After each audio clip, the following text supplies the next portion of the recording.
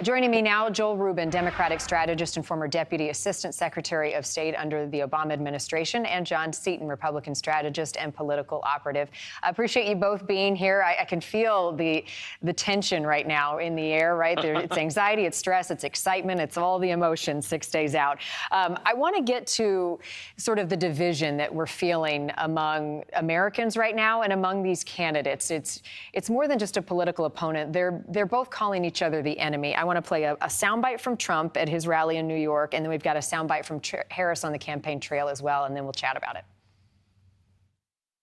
We're running against something far bigger than Joe or Kamala, and far more powerful than them, which is a massive, vicious, crooked, radical left machine that runs today's Democrat Party.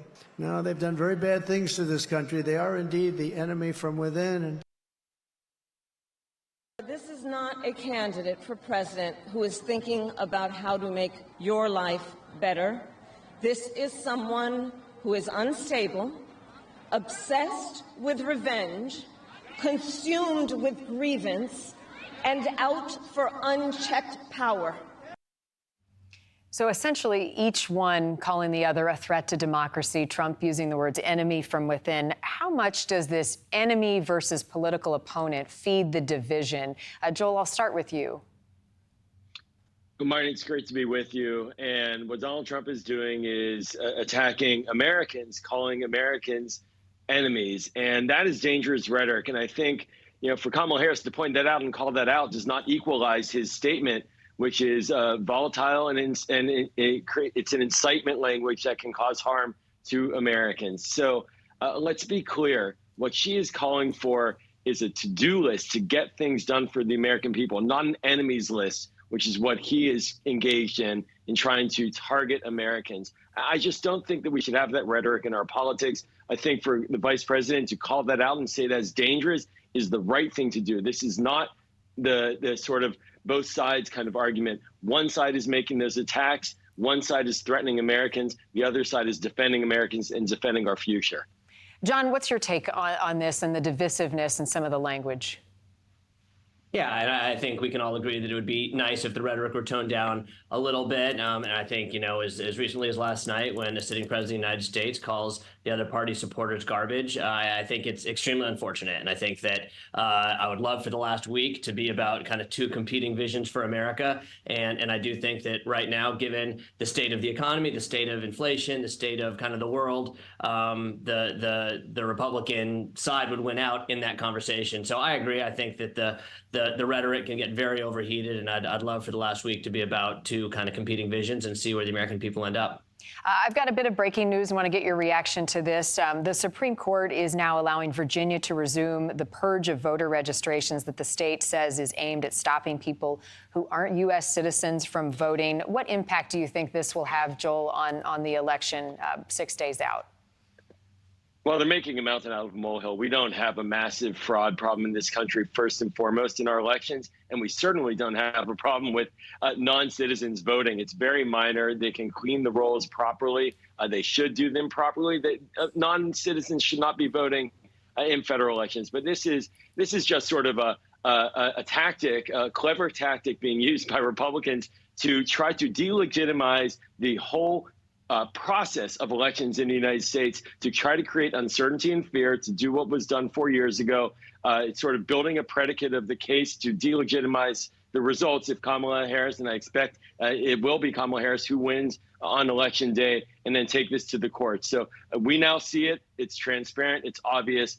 And this is not really something that Americans should be worried about, that somehow non-citizens are voting across the country in federal elections. There's no evidence that that's been a significant problem anywhere in the country. John, what's Republicans' take on this issue in Virginia? I actually agree with Joel. I think that it's important that non-citizens are not allowed to vote. And I think that elections in this country are very secure. I think it's been great to see Republicans kind of re-embracing early voting. And we can see in the numbers that in states like Arizona, in Nevada, North Carolina, where both candidates are today, Republicans are greatly outperforming their 2020 and 2022 numbers in early voting. So yes, our elections are secure, and people should feel very confident when they go in and cast their ballots. Finally, the polling. How much weight do either of you put on the polling? Are you cautious about some of the polls and the tightness in these battleground states, Joel? Yeah, look, Marty, and I'm sure John's used this as well. There's this line that operatives use, which is it's not about the margin of error in the polls, it's about the margin of effort on election day. So the polls are a snapshot in time. It's close.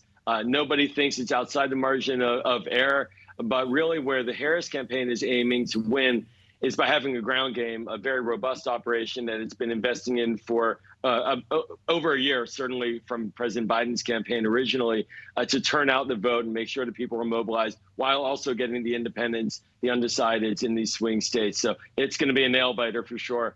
But I think there's a lot of confidence in the ground game. We're looking at Vice President Harris arriving here on the ground, expecting her to get off the chopper soon and address the press when that happens. We'll bring that to our audience live. John, what do you make of the polls right now and the closeness in the battleground states? How much weight do you give them?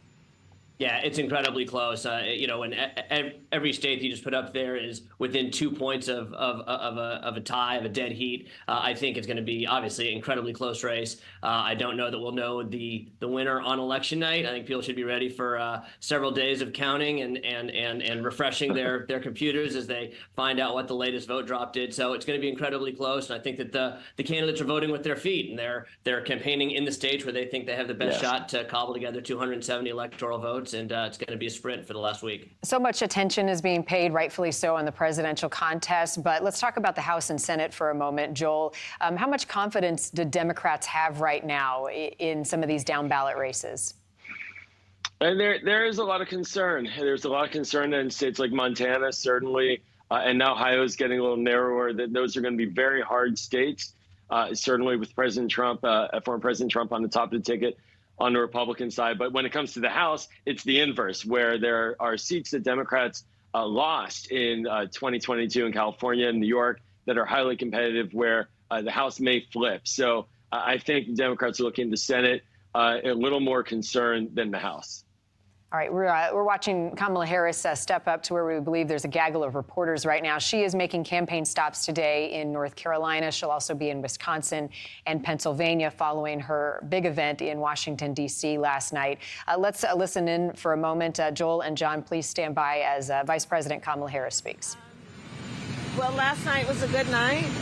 We had the chance in front of 100,000 people to talk about what's at stake in this election and to point out that the American people have a real choice and a very important decision to make in 6 days. And it is about who will not only lead the country, but occupy the White House, where critical decisions are made that include how we think about who we are as a nation and whether we are going to be a nation of people who attempt to unify and break through this era of divisiveness. Or are we going to be a nation of people who has the president stewing in the Oval Office over his enemies list?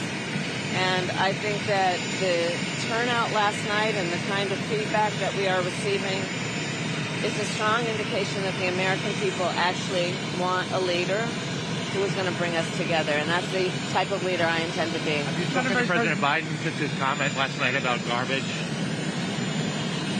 Listen, I think that first of all, he clarified his comments, but let me be clear, I strongly disagree with any criticism of people based on who they vote for. You heard my speech last night and continuously throughout my career.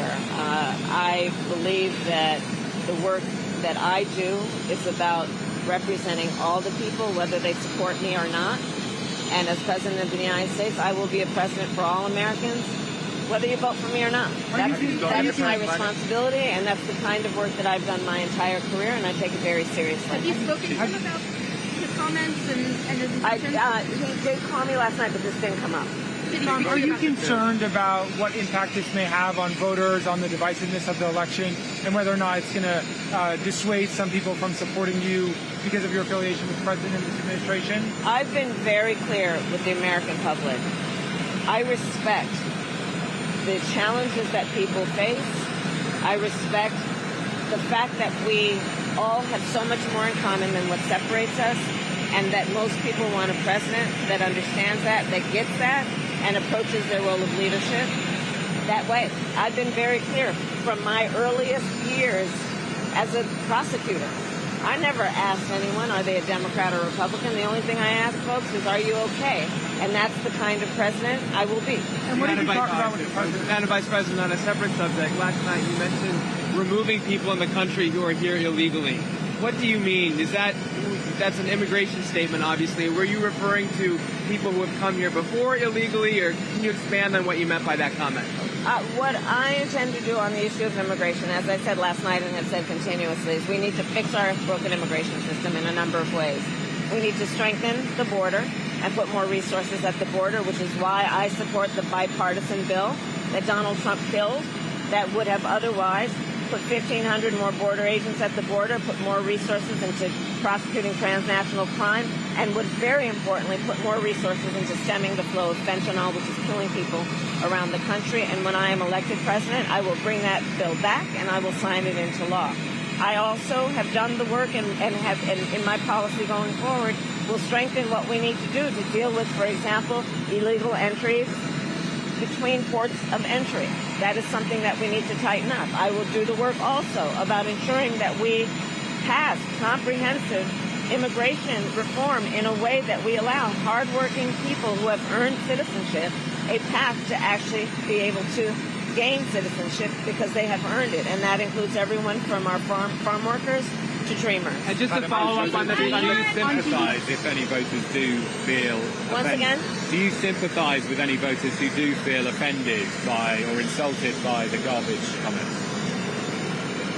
I am running for president of the United States. I will be traveling to 3 states today to do what I have been doing throughout, which is talking with the American people about the fact that, first of all, I get it in terms of the concerns they have about challenges like the price of groceries.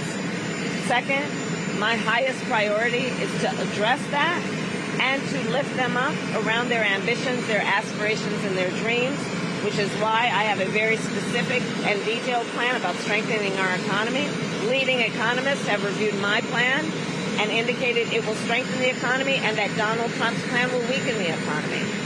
So I'm going to be spending full time, as I've been, talking with the American people, whoever they voted for last time. And as I have said and will repeat over and over again, I am sincere in what I mean. When elected President of the United States, I will represent all Americans, including those who don't vote for me, and address their needs and their desires. Vice President Kamala Harris addressing the media. Most of the questions that she received there were about President Biden's comment, the garbage comment, after the comedian at the Trump rally made the garbage comment about Puerto Rico. Joel and John, both back. Joel, I want to start with you on this.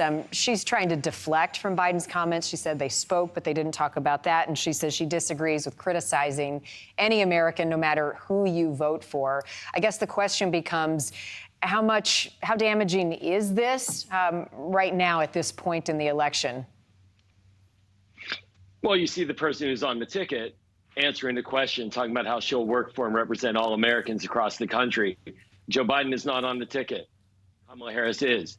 And so what Kamala Harris is doing is, quite frankly, very effectively pivoting off of the questions. She's got airtime on this to reinforce her message that she's focused on the American people, focused on jobs, focused on immigration, focused on national security, and is going to work for them, and does not subscribe to the idea that it's us versus them, that she's working for everybody. And so I think she handled it quite well. John, I'll give you the final word here after listening to the vice president and looking ahead to the campaign trail these next few days.